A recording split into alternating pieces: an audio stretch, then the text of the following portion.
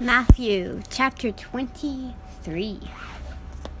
Then Jesus said to the crowds and to his disciples, "The teachers of religious law and the Pharisees are the official interpreters of the law of Moses. So practice and obey whatever they tell you. But don't follow their example, for they don't practice what they teach. They crush people with unbearable religious demands and never lift a finger to ease the burden.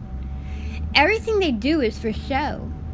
On their arm they wear extra wide prayer boxes with scripture verses inside, and they wear robes with extra long tassels, and they love to sit at the head of the table at banquets and in seats of honor in synagogues.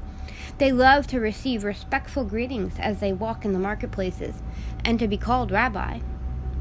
Don't let anyone call you rabbi, for you have only one teacher, and all of you are equal as brothers and sisters. And don't address anyone here on earth as Father, for only God in heaven is your Father. And don't let anyone call you teacher, for you have only one teacher, the Messiah. The greatest among you must be a servant, but those who exalt themselves will be humbled, and those who humble themselves will be exalted. What sorrow awaits you, teachers of religious law, and you Pharisees, hypocrites! For you shut the door of the kingdom of heaven in people's faces. You won't go in yourself, and you don't let others enter either. What sorrow awaits you, teachers of religious law, and you Pharisees, you hypocrites! For you cross land and sea to make one convert, and then you turn that person into twice the child of hell that you yourself are. Blind guides, what sorrow awaits you! For you say that it means nothing to swear by God's temple, but that it is binding to swear by the gold in the temple. Blind fools! Which is more important, the gold of the temple what makes the gold sacred? And you say that to swear by the altar is not binding, but to swear by the gifts of the altar is binding. How blind! For which is more important, the gift on the altar or the altar that makes the gift sacred? When you swear by the altar, you are swearing by it and by everything on it. And when you swear by the temple, you are swearing by it and the God who lives in it. And when you swear by heaven, you are swearing by the throne of God and by God who sits on the throne. What sorrow awaits you, teachers of religious law, and you Pharisees, you hypocrites!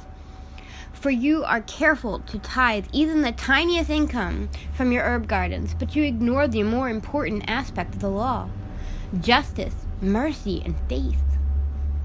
You should tithe, yes, but do not neglect the more important things. Blind guides, you strain your water so you won't accidentally swallow a gnat, but you swallow a camel. What sorrow awaits you, teachers of religious law, and you Pharisees, hypocrites! For you are so careful to clean the outside of the cup and the dish, but inside you are filthy, full of greed and self-indulgence. You blind Pharisee!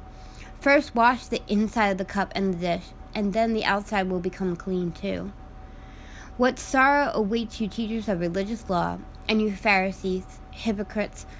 For you are like whitewashed tombs, beautiful on the outside, but filled on the inside with dead people's bones and all sorts of impurity. Outwardly you look like righteous people, but inwardly your hearts are filled with hypocrisy and lawlessness. What sorrow awaits you, teachers of religious law, and you Pharisees, hypocrites!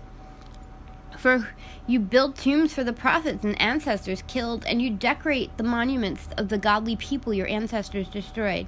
Then you say, if we had lived in the day of our ancestors, we would never have joined them in killing the prophets. But in saying that, you testify against yourselves, that you are indeed the descendants of those who murdered the prophets. So go ahead and finish what your ancestors started. Snakes, son of vipers, how will you escape the judgment of hell? Therefore I am sending you prophets and wise men, and teachers of religious law. But you will kill some by crucifixion. You will flog others with whips in your synagogues, chasing them from city to city. As a result, you will be held responsible for the murder of all godly people of all time.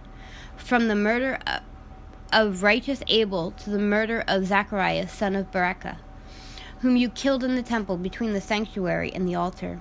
I tell you the truth, this judgment will fall on this very generation. O Jerusalem, Jerusalem, the city that kills the prophets and stones God's messengers, how often I have wanted to gather your children together as a hen protects her chicks beneath her wings, but you wouldn't let me. And now look, your house is abandoned and desolate. For I tell you this, you will never see me again until you say, 'Blessings on the one who comes in the name of the Lord.'"